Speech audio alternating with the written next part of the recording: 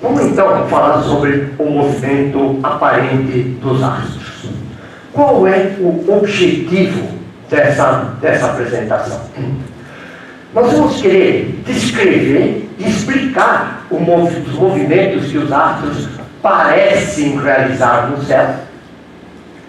Depois, nós vamos tentar explicar quais são as verdadeiras causas daquele movimento. E vamos querer também explicar quais são os fenômenos que acabam aparecendo por causa desses movimentos que os astros têm um com relação ao outro e que a gente vê aqui da Terra. Então essa que é a ideia dessa parte do curso. Então, imagine o seguinte, imagine que uma pessoa parada aqui assim, lá pelas tantas, ele vê o sol nascendo aqui assim, eu sempre vou colocar uma árvore do lado em que o sol nasce. Então, para ficar fácil, tem a árvore, é porque por ali que o sol está nascendo. Então, o sol vai nascendo por aqui assim, e o que eu verifico é que conforme o tempo vai passando, as horas do dia vão passando, o sol vai mudando a sua posição no céu, até que chega uma hora que o sol se põe lá do outro lado. Aqui eu vou fazer um parênteses, porque olha só, o sol nasceu aqui assim e vem vindo aqui para o lado esquerdo. Vamos abrir um parênteses aqui. Imagina o seguinte, o que nós vimos é que o sol faz este movimento aqui. Então o movimento que o sol faz vem daqui para cá. Ué, mas o sol é o ponteiro de um relógio celeste. O primeiro ponteiro que foi utilizado em toda a história da humanidade para poder medir a passagem do tempo. E fez o relógio a partir disso daí. Fez o relógio e olha, então o sol vem vindo para cá, então o ponteiro sol vem vindo para cá, e o ponteiro relógio vai no sentido oposto. É quando o sujeito pensa, mas que coisa doida! Já que o sol parece se movimentar para cá, por que fizeram os ponteiros do relógio se movimentarem no sentido contrário? A explicação é muito simples. Isso que nós descrevemos aqui é como nós vemos o sol se movimentar no céu aqui no hemisfério sul da Terra. O problema é que isso foi a maior parte da astronomia que nós conhecemos foi desenvolvida na parte norte da Terra. Então, por exemplo, quem é que trabalhou em astronomia no passado? Os chineses, lá nos egípcios, os babilônios, os gregos, os romanos. É claro que os maias também, lá no nosso continente. Só que tanto os maias como os incas estavam ao sul, mas tanto os maias como os incas fizeram trabalhos importantes em astronomia, mas os conhecimentos deles não chegaram a influenciar na astronomia que nós conhecemos.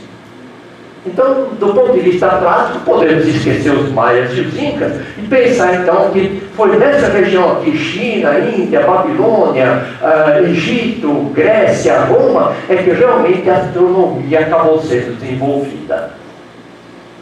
E quando eu estou no hemisfério norte da Terra,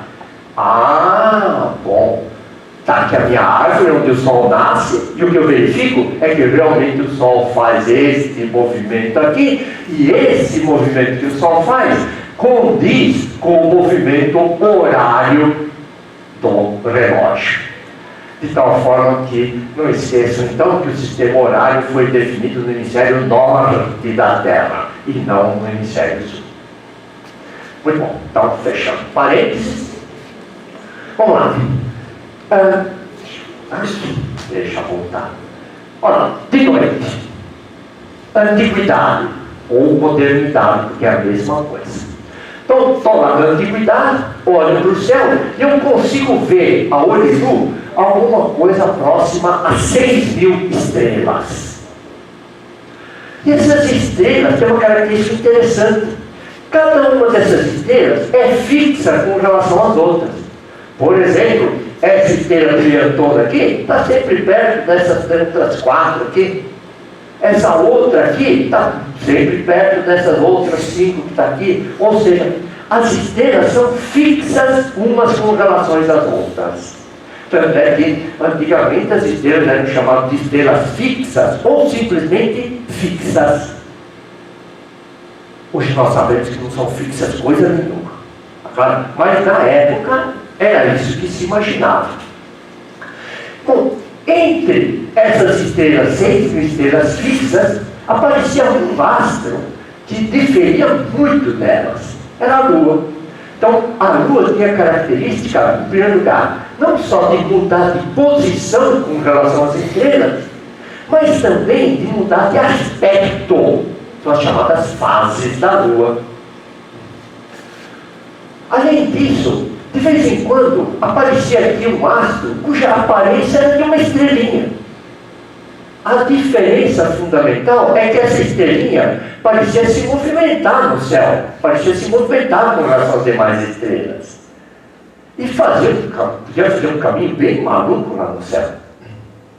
Essas estrelas, ou pelo menos esses astros que aparentemente se movimentavam no céu, quer dizer, eram astros móveis, em grego receberam o nome de planeta, e os antigos, como nós, conseguimos ver a olho nu 5 astros desse tipo. Então, Mercúrio, Vênus, Marte, Júpiter e Saturno, que são os planetas visíveis a olho nu. Mercúrio é muito difícil de se observar, mas dá para ser observado a olho nu também. Bom, além desses 6, então além dos 5 planetas e da Lua, há um 6º astro que também se movimenta com relação às estrelas. Esse 6º astro é o Sol. Então o Sol também se movimenta com relação às estrelas. Como é que a gente percebe isso? Bom, nós vamos ter que descobrir, porque aparentemente é contraditório, né? Porque quando eu vejo o Sol, eu não vejo as estrelas e vice-versa. Então, como é que eu sei que o Sol se movimenta com relação às estrelas se eu não consigo ver os dois, o Sol e as estrelas ao mesmo tempo? Nós vamos ter que descobrir como fazer. Bom, percebe que enquanto a gente está olhando lá no céu e vê esses movimentos aqui, a gente procura tomar alguma atitude. E essa atitude pode ser a de procurar as explicações, será por que ocorrem essas mudanças, tanto de posição como de aspecto, ou então simplesmente verificar, bom, eu acredito que haja influências das posições dos astros sobre o homem. Então essas são as 2 atitudes que eu posso ter, ou pesquisar ou acreditar. E aí vem então uma diferença fundamental entre astronomia e astrologia. A astronomia é a ciência que estuda os astros, utilizando para isso os conhecimentos científicos que nós temos. Esses conhecimentos científicos, então, descrevem aquilo que a gente chama de um método científico, que consiste em observar, criar um modelo para tentar explicar aquilo que a gente enxerga, verificar se aquele modelo funciona, se não funcionar direito, reajustar, e depois de um monte de reajuste, verificar, bom, ou funciona ou não. Então, ou eu aceito aquele modelo, ou então eu simplesmente rejeito e não falo mais no assunto. Então, esse é o método científico. A astrologia, bom, aqui vocês vão ver que a definição de astrologia foi dada por um astrônomo e que, portanto, certamente deve ter algum viés de preconceito no meio. Muito pequenininho.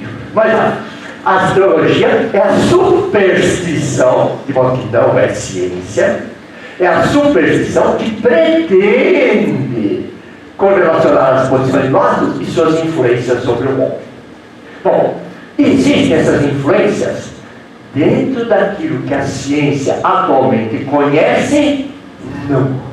Então, deixa eu voltar. Então, dentro daquilo que a ciência atualmente conhece, não consegue se fazer correlação de posição com influência. Bom, não funciona. Agora, a gente não pode esquecer uma coisa. Durante muito tempo, a astrologia e a astronomia viveram juntas. Não havia separação entre essas duas coisas. Mesmo porque não havia um método científico proposto. O método científico só apareceu com Galileu, por volta do comecinho do século XVII. Aí sim, o Galileu propôs o método científico, que é basicamente essa sequência de atitudes, e a partir daí, então, a astrologia e a astronomia se separaram. A astronomia é a parte da ciência, quer dizer, segue essas regrinhas, e a astrologia não segue essas regrinhas.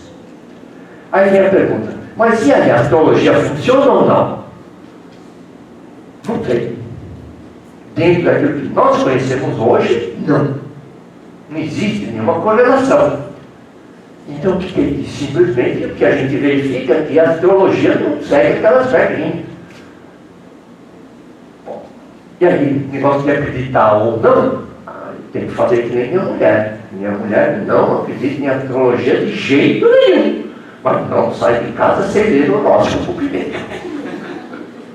Então, fica a critério de cada um.